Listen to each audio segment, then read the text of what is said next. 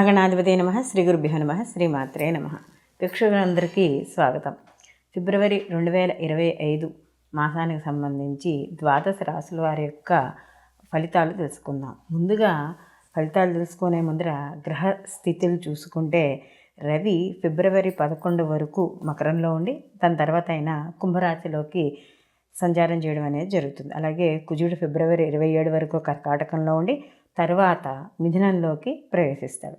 బుధుడు ఫిబ్రవరి 10 వరకు మకరంలో ఉండి తరువాత కుంభంలోకి, గురువు ఈ మాసమంతా కూడా వృషభ రాశిలో సంచారం చేయడం, శని భగవానుడు ఈ మాసమంతా కూడా కుంభరాశిలో సంచారం చేయడం, రాహు వచ్చి మీనరాశిలోను, కేతు కూడా కన్యారాశిలోను ఈ మాసం అంతా సంచారం చేయడం అనేది జరుగుతుంది. కాబట్టి ఈ యొక్క గ్రహస్థితులను అనుసరించి ఈ ద్వాదశ రాశుల వారికి ఎలాంటి ఫలితాలు ఉండబోతున్నాయి అనే విషయాన్ని తెలుసుకుందాం. తులారాశి వారికి కానీ చూసుకున్నప్పుడు ఈ యొక్క విద్యార్థులు ఎవరైతే ఉన్నారో వాళ్ళకి కొద్దిగా శ్రద్ధ అనేది చాలా అవసరం. ఎందుకంటే ఈ మాసంలో కాస్త గ్రహాల యొక్క అనుకూలత తక్కువగా ఉంది కాబట్టి కాస్త శ్రద్ధ అనేది వహించాలి. అలాగే పరిచయాలు అంటే ఈ చదువుకునే పిల్లల కాలేజీలు ఇలాంటి వాటిల్లో నూతన పరిచయాలు ఏర్పడే అవకాశము, వాటి వల్ల ఇబ్బందులు పడే అవకాశం కూడా ఉంది. అలాగే వీళ్ళకి అంటే వాళ్ళ యొక్క ఏదైతే స్నేహితులు తప్పుదారి పట్టించడం ఇలాంటివి కూడా ఎక్కువగా ఉంటాయి. కాబట్టి అలాంటి విషయాల్లో ఈ తులారాశి వాళ్ళు జాగ్రత్త వహించాలి.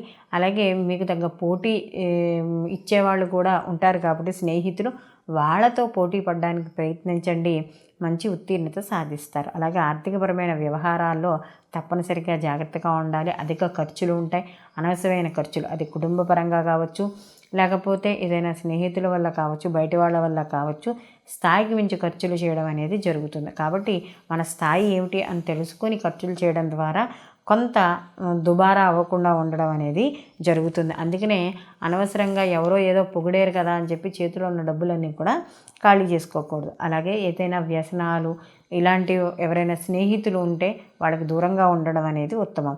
అనవసరమైన అక్కర్లేని విషయాలకి కాలయాపన చేయడం, లేకపోతే ఏదైనా పనులు చేపట్టాలనుకున్నప్పుడు అది మొదలుపెట్టిన ఆరంభ సౌరత్వంలా మొదలుపెట్టి మధ్యలో ఆపేయడం ఇలాంటివి కాకుండా ఏ పని మొదలుపెట్టినా కూడా దాన్ని చివరి వరకు పూర్తి చేయగలే ఒక ప్రణాళిక వేసుకుని తద్వారా ఆ ప్రణాళికను అనుసరించి వెళ్ళిపోతూ ఉండడం ద్వారా పనులు పూర్తవడం అనేది ఉంటుంది. అలాగే ఇక్కడ ఆహార నియమాలు అనేవి పాటించాలి.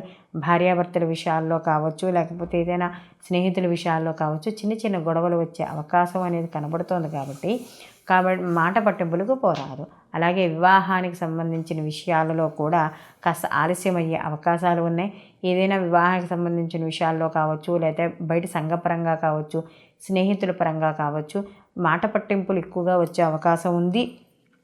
ఒక్కోసారి మనకు తెలియకుండానే మనం చేసిన పనుల వల్ల లేదా మనం చేసిన పనులు ఇతరులకు నచ్చకపోవడం వల్ల అవమానం పడే అవకాశం కూడా ఉంది. కాబట్టి అలాంటి విషయాల్లో జాగ్రత్త అవసరం. అలాగే ఉద్యోగ వృత్తి విషయాల్లో వ్యాపారాల్లో కూడా కాస్త పనులు ఆలస్యం అవుతాయి, మిత్రులు శత్రువులు అవ్వడం కూడా జరుగుతుంది. అలాగే ఎవరైతే ఉద్యోగస్తులు ఉన్నారో, ముఖ్యంగా ప్రైవేట్ ఉద్యోగాలు, గవర్నమెంట్ ఉద్యోగాల్లో పనిచేస్తున్నారో వాళ్ళకి అధికారుల యొక్క ఒత్తిడి మాత్రం విపరీతంగా ఉంటుంది.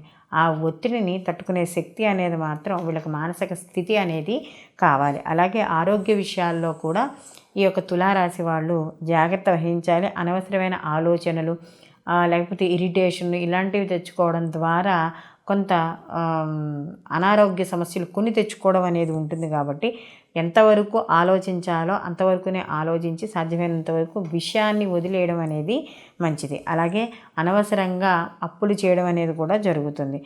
ఒకే పనికి అంటే ఇప్పుడు అనుకున్న వెంటనే పనులు అవ్వకపోవడం, ఒకే పని 4-5 సార్లు చేస్తే కానీ అవ్వకపోవడం, తద్వారా ఆలస్యము, చికాకులు, మానసిక ప్రశాంతత లోపం ఇవన్నీ కూడా కనబడుతూ ఉంటాయి. తద్వారా ప్రయాణాల్లో కాస్త జాగ్రత్తలు వహించాలి.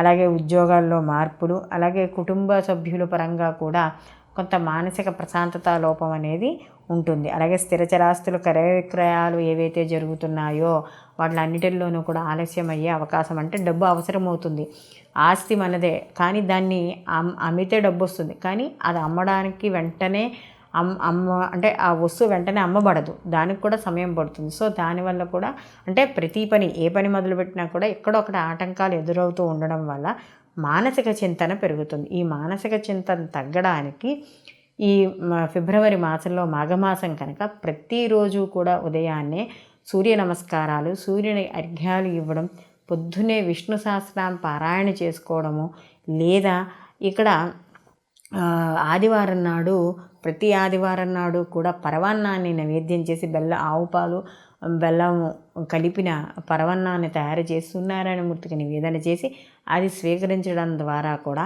కాస్త మానసిక ఆర్థిక చింతనలు అనేవి తొలగే అవకాశం ఉంటుంది. ఎందుకంటే సూర్యభగవానుడు ప్రత్యక్ష భగవానుడు కాబట్టి ఆయన ఆరాధన చేయడం వల్ల జ్ఞానము కూడా చేకూరుతుంది. ద్వాదశ రాశుల వారి యొక్క స్థితిగతులు మనం తెలుసుకున్నాం కదా. ఇప్పుడు గ్రహాల యొక్క స్థితిగతులు ద్వాదశ రాశుల వారి యొక్క ఫలితాలు మనం ఇప్పుడు తెలుసుకున్నాం. అయితే ఇక్కడ ఈ యొక్క రాశి ఫలితాలు మనం తెలుసుకున్నప్పుడు ఇది కేవలం గోచార ఫలితాలుగానే మనం చెప్పుకోవాలి. ఇవి గోచార ఫలితాలు అంటే ఏమిటి? కొన్ని కోట్ల మంది యొక్క ఒకే రాశిలో కొన్ని కోట్ల మంది ఉంటారు. అందరి ఫలితాలు గోచార ప్రకారం ఇలాగే ఉన్నాయి. కానీ వ్యక్తిగత జాతకం అనేది వేరేగా ఉంటుంది. కాబట్టి ఏదైనా ఒక శుభ కార్యక్రమం చేపట్టాలనుకున్నా, లేకపోతే గృహం కొనుక్కోవాలనుకున్నా, ఏదైనా వాళ్ళ పర్సనల్గా ఏదైనా ఒక పని చేయాలి, ప్రారంభించాలి అనుకున్నప్పుడు ఈ గోచార ఫలితాలను కొంత లెక్కలోకి తీసుకున్నా, ముఖ్యంగా మీ వ్యక్తిగత జాతకాన్ని మాత్రం తప్పకుండా పరిశీలించుకుని మాత్రమే మీరు ఏవైనా కొత్త పనులు ప్రారంభించాలన్నా, లేకపోతే వివాహానికి ఈ సమయం అనుకూలం అవునా కాదా అనుకున్నా ఇవన్నీ కూడా మీ యొక్క పర్సనల్ జాతకంలో తెలుస్తాయి. కాబట్టి ఇలాంటివి ఏవైనా మీకు సమస్యలున్నా, అనుమానాలున్నా కూడా కింద స్క్రోల్ అయ్యే నెంబర్ ఉంటుంది కదా, ఆ నెంబర్కి కాల్ చేసి మీ వివరాలను వాట్సాప్లో పెడితే దానికి తగిన పరిష్కార మార్గాలు చెప్పడం అనేది జరుగుతుంది. సర్వే జన సుఖినో భవంతు, లోకా సంస్థ సుఖినో భవంతు.